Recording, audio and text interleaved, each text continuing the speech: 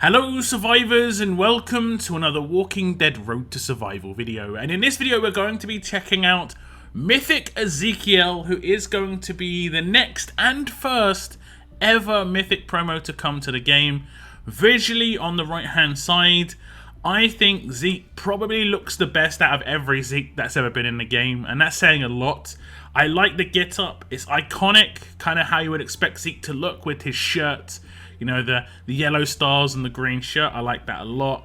He's got his staff in his hand. It is bladed up. He is obviously going to be a fast character in this situation because it's a one-handed, sharp, weapon. But I like it. I like it. It reminds me of one of the 6 stars. I do see this quite a lot on some of the Mythic characters where it's combining a lot of the 6-star kits together visually. And I'm getting that with Zeke as well. He's got some extra weapons on his back. But like I said, I like how he looks. On the left-hand side, we did see this teased art in the original Conquest sort of tease itself. It was on, I think there was like a collage of lots of characters that are going to be coming to the Mythic era, and he was definitely on there.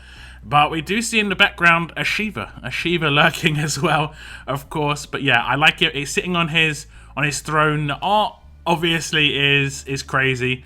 He is moving as well, so it is visualized. I do like this quite a lot. If we check out his stats as a maxed out tier 5 gold mythic, level 600, he has got 13,255 attack, 13,999 defense, 14,568 HP. He is, of course, that fast character I talked about before. He is a tank mythic character as well, and he is going to be, of course, part of the kingdom. It is King Ezekiel. He, of course, was the leader of the kingdom for an extremely long time. So I'll go across to his rush, and it is called Untouchable. It is a recharge rate of 55 AP. 3 teammates get 300% defense for 1 turn. This character gets a bonus HP equal to his missing HP. This is kind of interesting. Obviously, the 300% defense is a lot of defense. It is only going to last for 1 turn, but potentially he could go off turn 2, and that 300% defense could be up for the opponent's rush turn. I do see Ezekiel being a defense team character by the looks of things. That's not going to be too effective on an attack team. The second part is very hit and miss. It could be extremely powerful, but then obviously it could actually just be nothing. If he hasn't been attacked at all, he could potentially not actually give himself any bonus HP. Now, there are other characters that have similar sort of things like this, like the Governor does damage based on his missing HP, and he actually does, self-inflicting damage to make it so this actually happens. So Ezekiel might have the same in the rest of his kit. We'll have to look forward to that. But let's check out, obviously, how Untouchable itself works. Now, as you can see, I have got Zeke on a defense team. He is on a defense team with some random characters here. This is just to show the mechanics of his rush. I know some people can get tilted that it's just about the mechanics when it comes to these videos, just so you can understand how he works. If we just defend on, well, we can just do a basic attack here. He will get off his rush, and we have done quite a bit of damage to him. We got a bit of defense down. I rushed him with Michonne as well. But you can see his bonus HP, basically it reflects his missing HP and just mirrors it. And you can see that now he has effectively got full HP again. But, the 70% of it is bonus HP.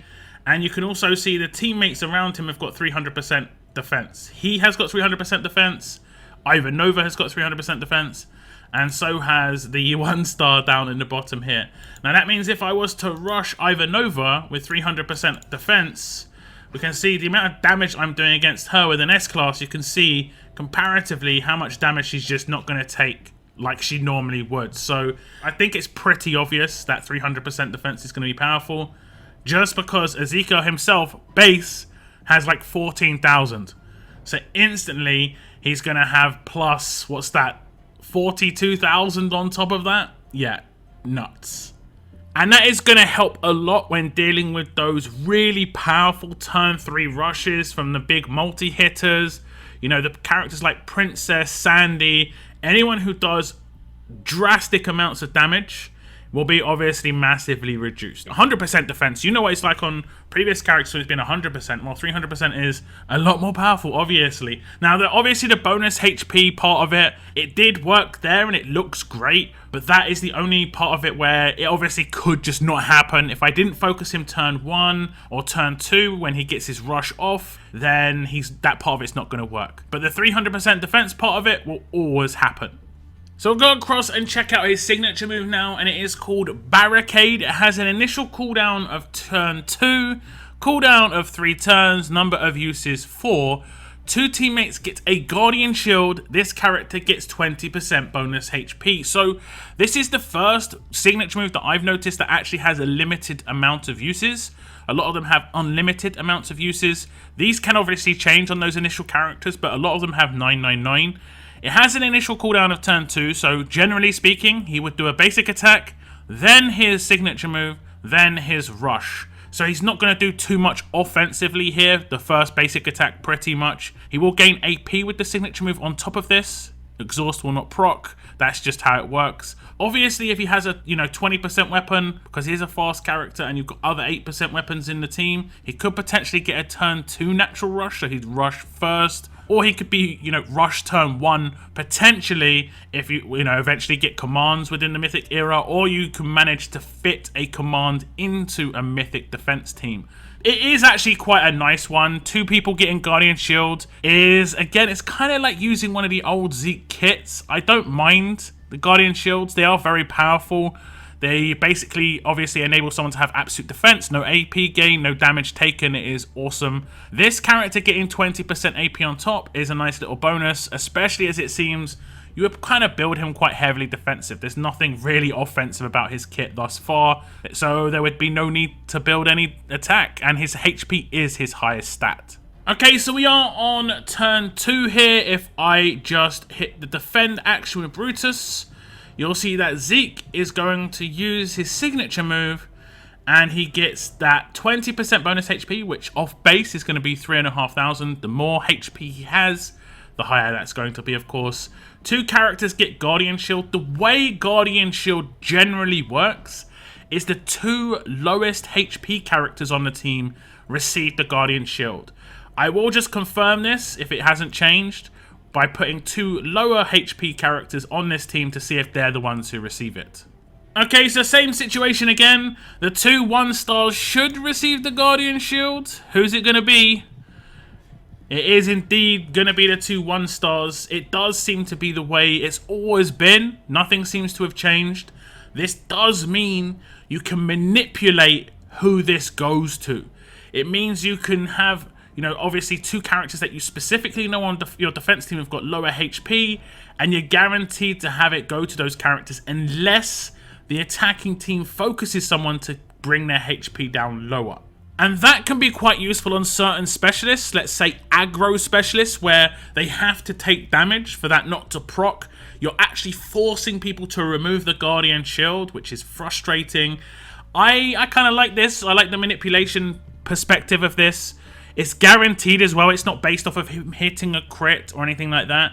As much as I do love Guardian Shields, the Guardian Specialist, in terms of I like using them, I hate coming up against them. It being a bit more of a guarantee to actually happen is nice. He does gain the AP as well when he does this, so it's not like he misses a turn. Again, every single signature move, you gain AP. It doesn't matter whether it's offensive or like this, more support. Now, of course, as he is a mythic character, Ezekiel is going to have some passive skills. He is a tank, so he gets 20% critical hit resistance. This does mean that if he is traumatized and you do a crit damage against him, he will proc trauma. That is the only downside to this.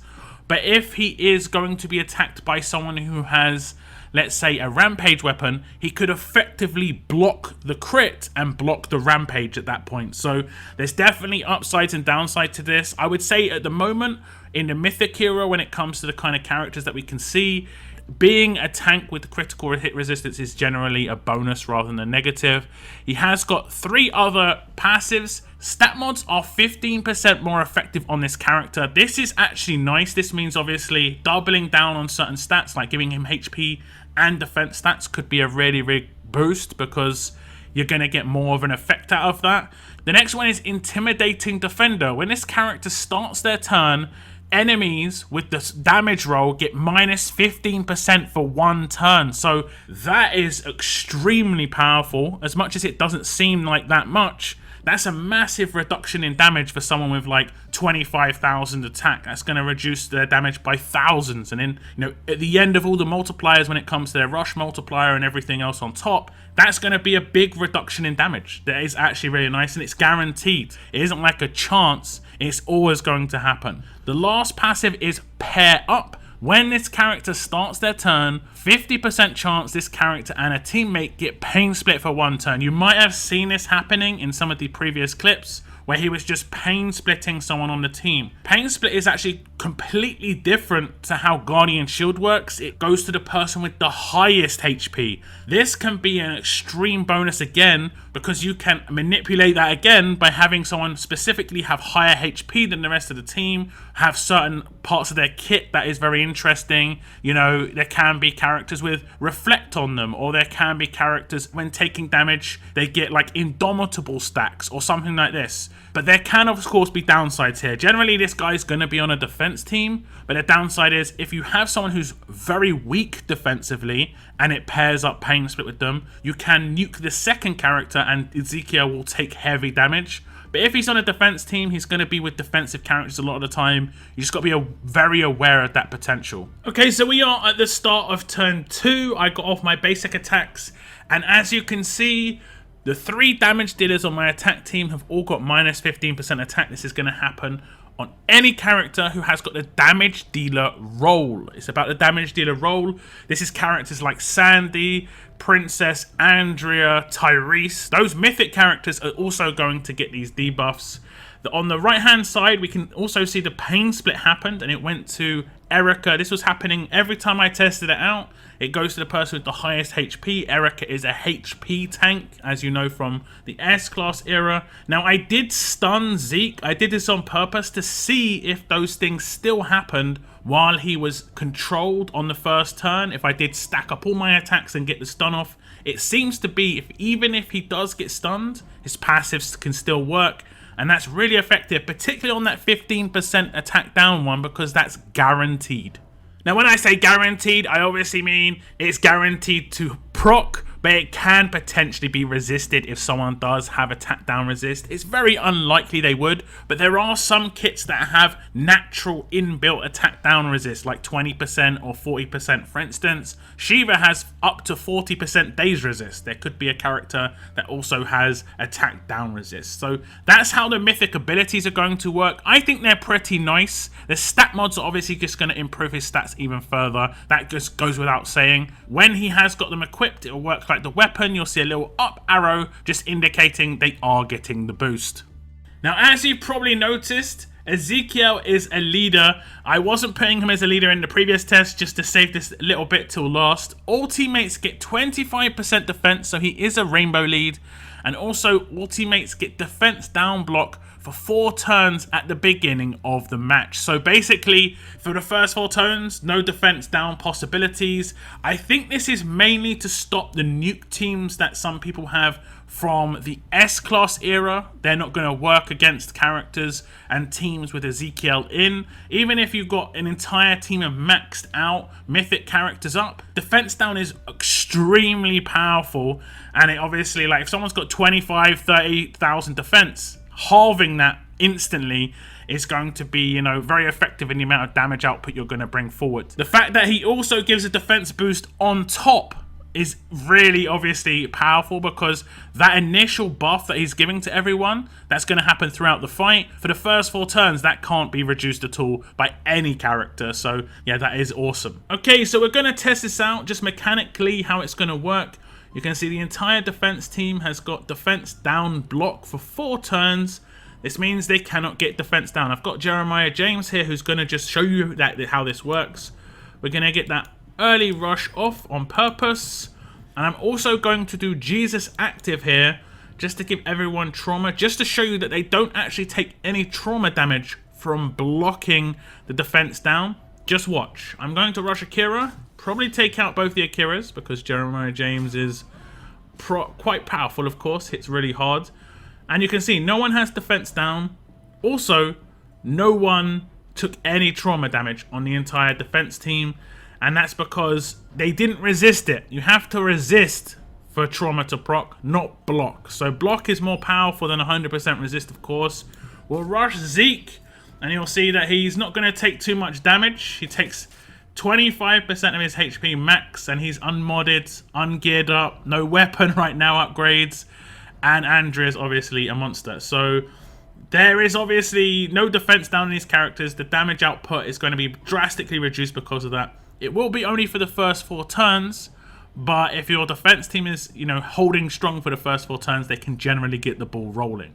And because it is a rainbow lead skill, any trait character can obviously go behind Zeke here. You could take Gator, being a fast character. You could take Gov, being an alert character. You could take any defense team character you want behind Zeke, and it's going to work. Now, Ezekiel does have an attached weapon, and visually it is that blade staff that we saw before. Ezekiel's prepared staff knife. Okay, maybe not a blade staff, but you know what it is. It reminds me of the weapon from Blind Fury. Does anyone remember that movie? I remember watching that when I was extremely young. If on the stat side of things, it's pretty much playing in line to the rest of the mythic character weapons. Not too fantastic. 25% HP, a medium bonus to AP when taking damage, and bonus defense, 35% defense when being attacked by enemies with more than 60% of their max HP. So I would definitely say this is an upgrade weapon. Just don't even need to upgrade it at all on the base. I would make it a 5-star weapon and put like a fast healing, impenetrable defense weapon in his hands, which he can hold.